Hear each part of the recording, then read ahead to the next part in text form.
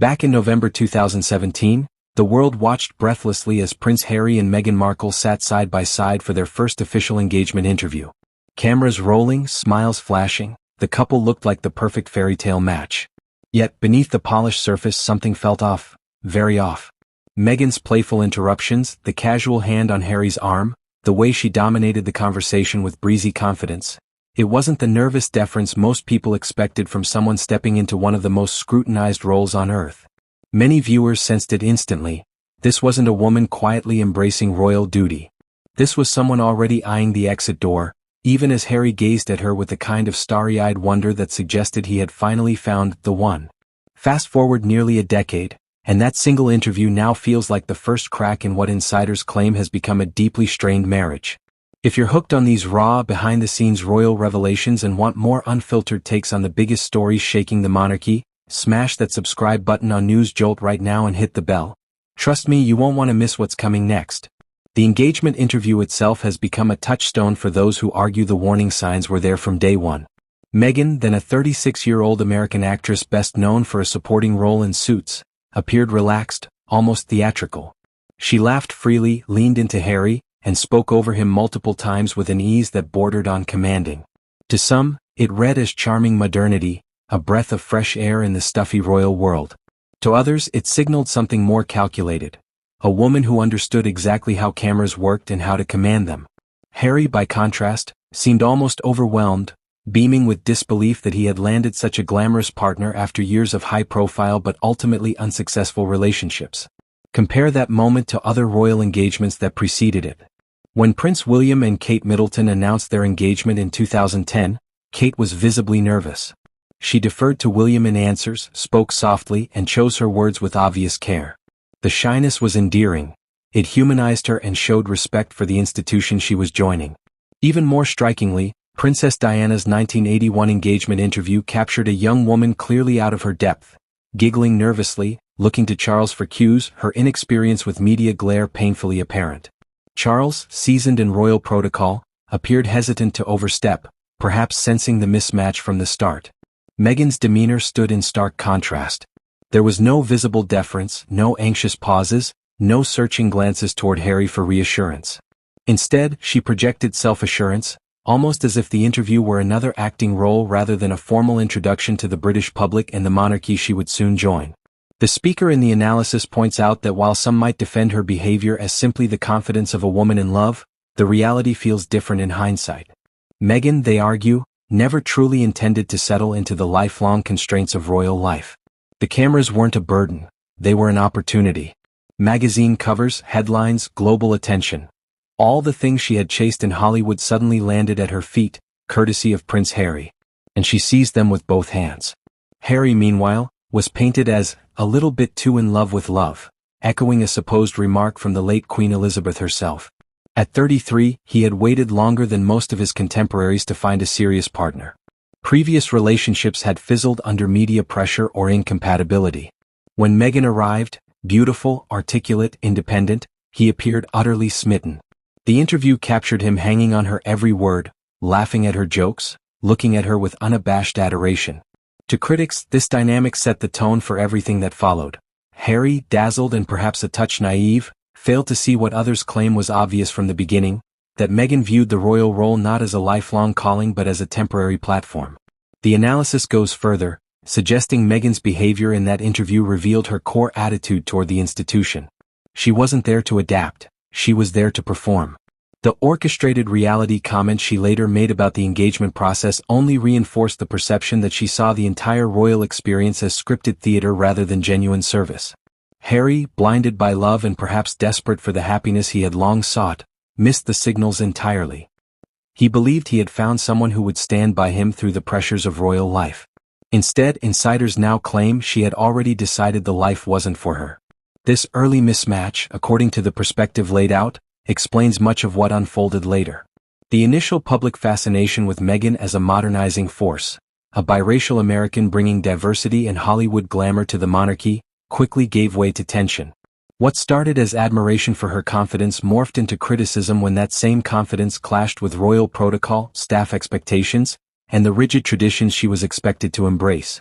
The interview, in retrospect, wasn't just a charming moment, it was the first public display of a fundamental incompatibility. Years later, as the couple stepped back from senior royal duties, relocated to California, and built a new life centered on media deals and personal branding, that 2017 interview takes on new meaning. It becomes evidence for some that Meghan never planned a long-term stay in the royal fold. She enjoyed the spotlight, the magazine spreads, the instant fame, but not the limitations. Harry, still deeply attached to the idea of the partnership he thought would last forever, reportedly struggles to accept that reality even now. The contrast with other royal brides is telling. Kate's quiet strength and willingness to learn earned her widespread respect. Diana's vulnerability, while heartbreaking, showed genuine intent to make the marriage work despite the odds. Meghan's assured presence, however, suggested something different. A woman who knew her worth, knew the power of the platform she had been handed, and intended to use it on her own terms. Whether that makes her ambitious or simply pragmatic depends on perspective, but the engagement interview remains the moment many now point to as the beginning of the end. As the engagement interview faded into memory, the real test of compatibility began behind closed doors, far from the flashing cameras and adoring crowds. According to former staff members who worked closely with Prince Harry and Meghan Markle in the years following their move to California, the dynamic that emerged was far more troubling than the public glimpses suggested. What started as a passionate union fueled by mutual attraction and shared ambition reportedly evolved into a relationship marked by control, tension, and growing resentment. Insiders describe Meghan as increasingly dominant in decision-making, positioning herself as the primary driver of the couple's professional ventures. From Netflix specials to charitable initiatives under Archwell Philanthropies, the ideas allegedly flowed mostly from her side. When projects succeeded, credit was shared. When they faltered, like the much-discussed Polo documentary or early challenges with brand launches, the blame shifted elsewhere. Harry, accustomed to a lifetime of royal aides handling logistics and details, is portrayed as somewhat dependent, with staff claiming he rarely had to find his own toothpaste before Meghan entered the picture. This reliance, they say, bred frustration on her part, turning him into what some called an albatross around her neck, someone she felt responsible for guiding while pursuing her own vision. The lack of respect for Harry's royal heritage is a recurring theme in these accounts. Publicly, Meghan has referred to him casually as my husband, or my partner, rarely invoking his full titles. In private, former staff observed a similar casualness, bordering on dismissal of the traditions and background he holds dear. No expectation existed for formal announcements or protocol in their home, but the consistent pattern suggested a deeper indifference. Harry, in turn, is said to appear terrified at times, hesitant to challenge her, quick to defer, and reliant on her approval for even small matters. This dynamic allegedly left him writing glowing letters about her on camera, praising her qualities effusively, while she offered little reciprocal public warmth. Media interactions further highlight the perceived issues. During a Bloomberg Originals interview discussing her as ever lifestyle brand, Meghan reportedly shut down questions about sales figures and inventory with sharp corrections, insisting the products had sold out without delving into specifics. The interviewer and network were left dissatisfied, according to leaks, viewing the exchange as overly defensive. Critics point to this as emblematic of a broader pattern: Meghan's confidence tipping into confrontation when pressed, alienating potential collaborators. Past appearances like those with Drew Barrymore or Mindy Kaling drew similar reactions. Moments where hosts seemed overwhelmed or slapped down, leading to awkwardness that lingered in public memory. The As Ever brand itself has become a flashpoint. Launched amid high expectations, it promised elevated, thoughtful lifestyle products, jams, candles, teas, rooted in Meghan's personal recipes. Yet, despite quick sellouts and initial drops, a recent website glitch in early 2026 exposed substantial remaining inventory, sparking online speculation about slow sales and overproduction. Reports suggest Meghan ordered massive quantities, potentially 1 million jars of spreads alone, to prepare for global expansion, describing the scaling process as tedious but necessary in interviews. Defenders argue the numbers reflect strong demand and strategic planning. Detractors see it as evidence of mismatched ambition and reality, with unsold stock accumulating in cupboards and raising financial questions. This perceived mismatch extends to Harry's personal changes. Early in their relationship, Meghan encouraged him to quit smoking, a positive step many applauded, and step back from polo and certain friends whose lifestyles she reportedly disliked. Friends noted the shift. the adventurous, sport-loving prince gradually adapted to a more controlled routine. Now, as a unified business couple, the pressure intensifies. Harry, staff claim, dreams of simpler futures, perhaps relocating to Africa for conservation work, or even educating Archie in England someday. Meghan, however, shows no inclination toward returning to the UK, even with Harry's ongoing security battles potentially opening doors. The idea of spending extended time in damp, cold, dark Britain holds little appeal, especially with children accustomed to California's sunshine and outdoor freedom. These differences fuel deeper tensions. Harry's focus on family reconciliation, evident in his quiet meetings with King Charles and hopes for more UK visits, clashes with Meghan's commitment to their independent life in Montecito. Staff turnover at Archewell and related ventures adds to the strain, with multiple high-profile departures signaling instability. Yet, through it all, Harry reportedly clings to the belief that external pressures, particularly media scrutiny, are the root cause of their challenges. He views Meghan as having sacrificed her previous life for him, deserving unwavering support. The analysis paints a picture of a marriage on a knife edge, where affection persists but fundamental incompatibilities grow harder to bridge. Meghan's deflection tactics, letting Harry take public heat on sensitive issues like family criticisms, while she remains indirect, add layers of complexity. Failures are spun as other shortcomings, successes are amplified through her lens. As 2026 unfolds with ongoing projects, potential expansions and unresolved family questions, the private fractures hinted at by ex-staff could determine whether this once vibrant partnership endures or fractures under the weight of differing visions. As the strains in Prince Harry and Meghan Markle's relationship deepen, the core differences extend far beyond daily routines and business decisions. They touch on fundamental visions for their future, their children's upbringing and Harry's lingering ties to Britain. At the heart of this divide lies Harry's persistent hope for a meaningful return to the UK, a dream that appears increasingly at odds with Meghan's firm commitment to their life in California. Harry has openly expressed a desire for greater family closeness, particularly amid King Charles's health challenges and the ongoing emotional pull of reconciliation. Reports from early 2026 highlight how discussions about Britain intensified over the Christmas period and into the new year. Harry views 2026 as a pivotal moment. Time feels limited, opportunities for mending bonds with his father and brother are slipping away, and the prospect of restoring meaningful connections weighs heavily. His ongoing security battle, now reportedly nearing a favorable outcome with armed, taxpayer-funded protection, nailed on for UK visits, removes what he has long described as the primary barrier.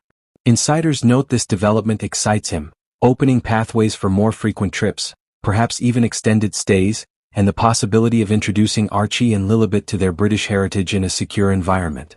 Yet, Meghan's stance remains resolute.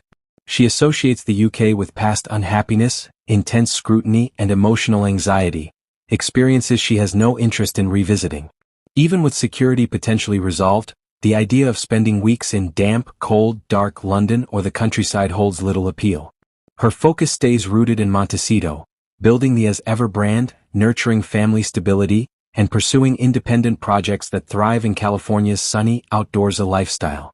The children, now 6 and 4, have grown accustomed to this setting. Beaches, open spaces, and a routine free from the constraints she perceives in royal-adjacent life. A sudden shift to British weather, formalities, and public attention could prove jarring, potentially creating resentment or adjustment issues the couple would rather avoid. This fundamental mismatch fuels broader tensions. Harry's dreams of conservation work in Africa or even English schooling for Archie reflect a nostalgia for aspects of his pre-Meghan identity.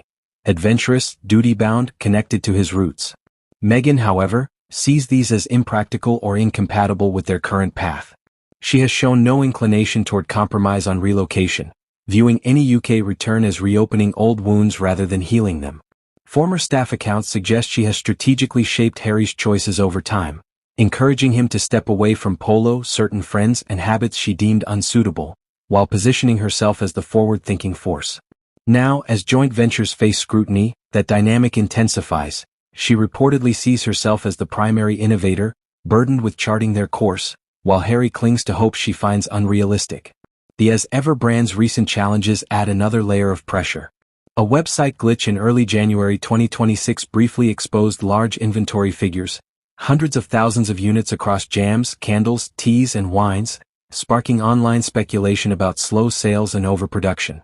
Critics framed the numbers as evidence of ambition outpacing reality, with unsold stock potentially accumulating and raising financial concerns. Defenders countered that the figures reflect strategic scaling for global expansion, strong holiday demand, and deliberate overstocking to avoid past sellout issues. Meghan herself has described rapid sellouts as a double-edged sword in interviews, noting massive production runs, including nearly 1 million jars for certain spreads, to meet anticipated growth. While the brand continues to evolve, potentially with a lifestyle cookbook in spring 2026, the incident underscores the high stakes of their unified business marriage. Any perceived missteps risk amplifying blame games, especially if Harry opens cupboards to find rows of unsold products. Family dynamics compound the strain. Harry's solo travels, such as a recent skiing trip to Aspen with friends, highlight contrasts. He enjoys personal freedoms while Meghan navigates home responsibilities and brand demands. Reports of fractious exchanges, rehearsed tears in moments of frustration, and a blame-shifting pattern paint a picture of mounting exhaustion. Deflection remains a key tactic. Harry publicly shoulders criticisms like family remarks, while Meghan avoids direct accountability, spinning setbacks as external faults. As January 2026 progresses, the marriage hovers on a knife edge. Commentators increasingly predict divorce as a looming possibility, though Meghan values her Duchess title and would not relinquish it easily.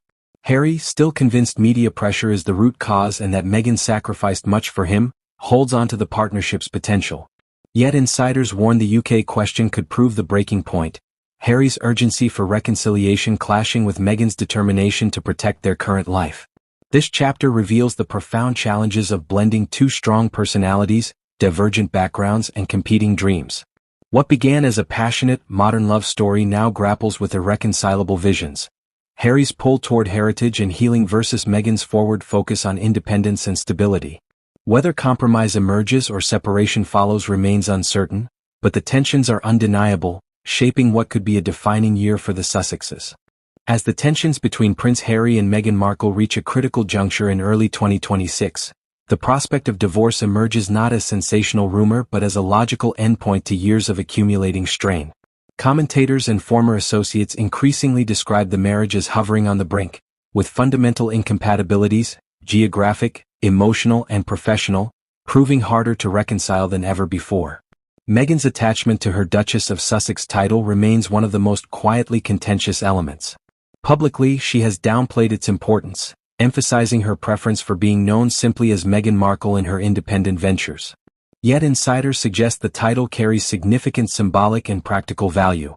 It opens doors in elite circles, lends credibility to brand endeavors like as ever, and provides a lifelong connection to royal prestige without the daily obligations. Surrendering it would represent a major concession, one she is unlikely to make without substantial negotiation. Comparisons to Wallis Simpson surface frequently in these discussions, not as a direct parallel, but as a reminder that a woman who has tasted royal status rarely fades quietly. If separation becomes inevitable, Meghan could prove far more formidable in protecting her position than the monarchy anticipates, potentially leveraging legal, media, and public relations channels to secure favorable terms. Harry's perspective remains anchored in loyalty and denial. He continues to frame their challenges as externally driven, primarily by relentless media scrutiny and institutional resistance, rather than internal fractures. In private conversations, he reportedly reiterates how much Meghan sacrificed by walking away from her established career, her independence, and the life she knew in order to build a future with him. This narrative sustains his commitment, even as evidence mounts that the partnership no longer serves either party equally. Friends who have known him for decades observe a man caught between nostalgia for the love that once felt transformative and the dawning reality that the woman he married may no longer share his vision. The blame-shifting pattern exacerbates the rift. When ventures falter, whether Netflix projects, Spotify partnerships, or brand inventory issues, responsibility rarely lands squarely on Meghan. Instead, explanations point to external sabotage, poor timing, or other shortcomings. The recent as-ever website glitch, which briefly revealed large stockpiles of unsold jams, candles, and other products, triggered immediate online backlash. Critics seized on the numbers as proof of overambition. Supporters countered that the figures demonstrated proactive scaling for anticipated demand. Meghan's own comments and interviews have framed the situation as a necessary step toward global growth, yet the optics of excess stock sitting unused have fueled speculation about financial pressure. For Harry, discovering such realities in their own home could intensify feelings of being sidelined in decisions that affect their shared future. Family reconciliation efforts add another layer of complexity. Harry's solo trips to the UK, including quiet meetings with King Charles and tentative outreach to Prince William, reflect a genuine desire to heal wounds. With security reportedly on the verge of restoration, these visits could become more frequent and substantial. Yet Meghan's absence from these journeys speaks volumes. Her reluctance to engage directly with the family, stemming from past experiences of feeling unwelcome, uncherished, and scrutinized, creates a permanent barrier. Harry has shouldered public criticism on sensitive topics, including his documented remarks about Camilla, allowing Meghan to maintain distance while the fallout remains his to manage. This deflection strategy, effective in the short term, has long-term costs. It reinforces perceptions of imbalance and leaves Harry isolated in his efforts to bridge divides. Behind closed doors, the atmosphere is described as increasingly fractious. Former staff recount moments of high emotion, rehearsed tears during arguments, sharp exchanges over priorities, and a pervasive sense of exhaustion. Harry, once the more outgoing and adaptable of the two, now appears more withdrawn in certain settings, while Meghan maintains a polished public facade through brand promotions and selective appearances. The unified business model that once promised synergy now feels strained, with diverging interests pulling them in opposite directions. Meghan's focus on lifestyle entrepreneurship, creative control, and California-centric stability contrasts sharply with Harry's quieter aspirations for conservation work, family healing, and a return to aspects of his British identity. The children remain the most poignant factor. Archie and Lilibet, growing up in a privileged yet deliberately low-profile environment, embody the life Meghan has prioritized. Sunny days, outdoor freedom, and minimal exposure to the intense public gaze that defined Harry's childhood. Any move toward greater UK involvement would disrupt this carefully constructed normalcy. The children's potential reactions, adjustment struggles, cultural shock, or simple preference for the familiar, loom large in these private calculations. Harry's hope that Archie might one day attend an English school reflects a wish to pass on elements of his heritage. Meghan's resistance underscores her belief that the risks outweigh the benefits. As January 2026 unfolds, the marriage stands at a crossroads. Divorce rumors, once dismissed as tabloid fodder, now circulate with growing credibility among those close to the couple. Yet separation would carry enormous consequences. Custody arrangements, financial settlements, brand implications, and the public narrative of one of the most high-profile unions of the modern era. Harry's unwavering belief in the power of their love to overcome obstacles persists, even as the evidence suggests otherwise. Meghan's determination to protect her independence, title, and vision for the future shows no signs of softening. This chapter in the Sussex story illustrates the profound difficulty of sustaining a partnership when two strong individuals, shaped by vastly different worlds, find their paths diverging. What began as a bold, modern romance has evolved into a complex negotiation of identity, ambition, and loyalty. Whether compromise can be found, perhaps through selective UK visits, expanded philanthropy, or renewed focus on shared causes, or whether separation becomes the inevitable outcome, 2026 will likely prove decisive. The world watches, not with the breathless excitement of 2017, but with a more sober recognition that even the most glamorous love stories can reach breaking point when dreams no longer align.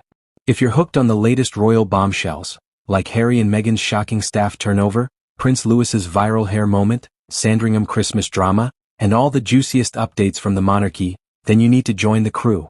Hit that subscribe button right now and smash the notification bell so you never miss a single jolt of royal news.